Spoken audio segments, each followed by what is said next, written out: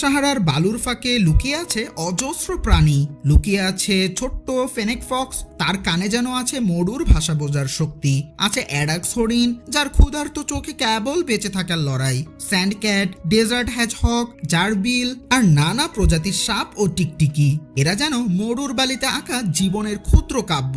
বিরল পাখিরাও সাহারার গোপন আকাশে ডানা মেলে। অস্ট্রিচ, ডেজার্ট ইগল আউল, স্যান্ডলার্ক, তারা যেন বাতাসে বুনে চলে মরুর রূপকথা। আর আশ্চর্যজনকভাবে সাহারার কিছু গভীর অংশে এখনো পাওয়া যায় ছোট ছোট জলাশয়, যেখানে জলচর জীব ও কিছু জলজ উদ্ভিদ জন্মায়, ঠিক বালুর বুকেই।